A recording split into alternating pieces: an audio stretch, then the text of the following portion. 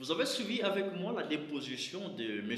Éric Kouba, qui serait, d'après la DEMIAP, n'est-ce pas, le conseiller politique et stratégique de Corneille Nangaa, ancien président de la CENI, et actuellement, il est chef rebelle de AFC, Alliance Fleuve Congo. Monsieur Éric Kouba cite des personnalités politiques, militaires, qui soutiendraient la rébellion du 1-23. Il a notamment cité Joseph Kabila Kabange, ancien président de la République démocratique du Congo, comme contact militaire, mais aussi John Numbi comme contact militaire. Il a cité des contacts politiques qui soutiennent, d'après lui, la rébellion de Corneille Nangaa. Notamment, il a fait allusion à Passion Saïba, ancien DG de l'OGFREM. Il a cité Olenga Koyi, président du CNSA. Il a cité l'ancien député national Claude Loubaya, qui est en Europe, et plusieurs autres personnalités. Les forces armées de la RDC ont réussi à mettre la main sur ce monsieur.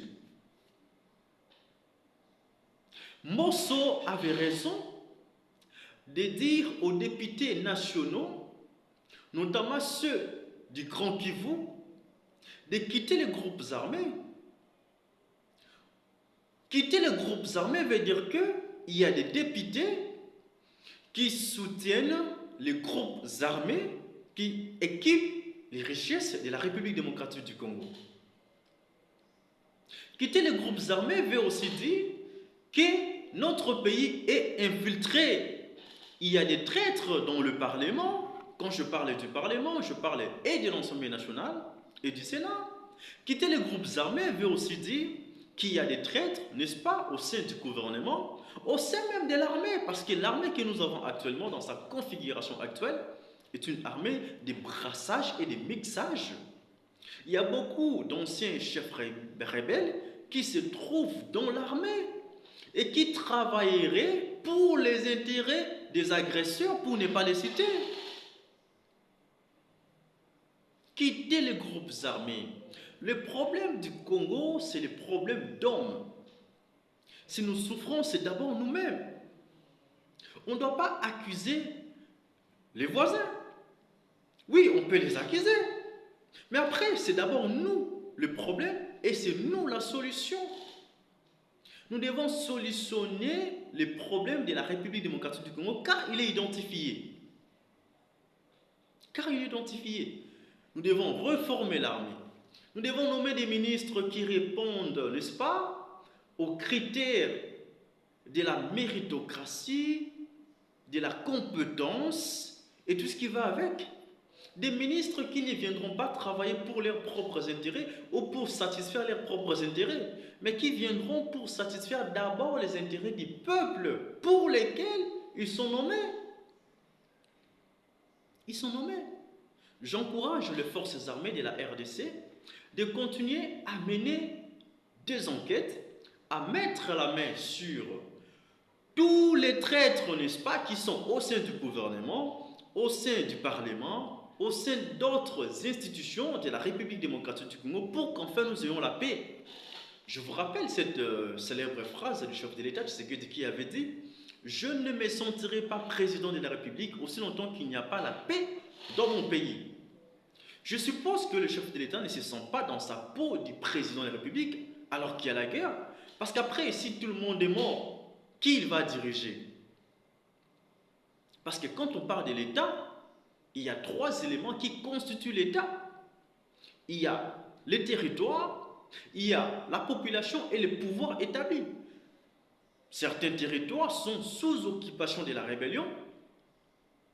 Est-ce qu'on peut dire que l'État congolais est un État régalien, un État qui sait protéger l'ensemble de son territoire, ses frontières? La population est en train d'être meurtriée par les agresseurs du pays. Je ne cesserai jamais de les citer. Le Rwanda, l'Ouganda, le Burundi aussi, qu'on se le dise. Le pouvoir est établi, mais quand vous êtes président de la République, vous dirigez une population, en toute cette population, donc votre pouvoir est réduit. Cependant, nous encourageons les efforts du chef de l'État, qui, chaque jour, en tout cas nous les constatons, fait un effort de se déplacer, de donner la chance à la paix, pour que nous puissions vivre en paix. En tout cas, 2024 doit être une année où le peuple congolais doit vivre en paix. Chers Congolais, la guerre, elle est aussi médiatique. La guerre, elle est aussi médiatique. Arrêtez, vous, journalistes, nous, journalistes, de se cacher derrière la neutralité, derrière l'objectivité, car l'objectivité objective n'existe pas, tout comme la neutralité neutre n'existe pas. Le patriotisme, on est d'abord congolais. Parlons du prisme de la guerre.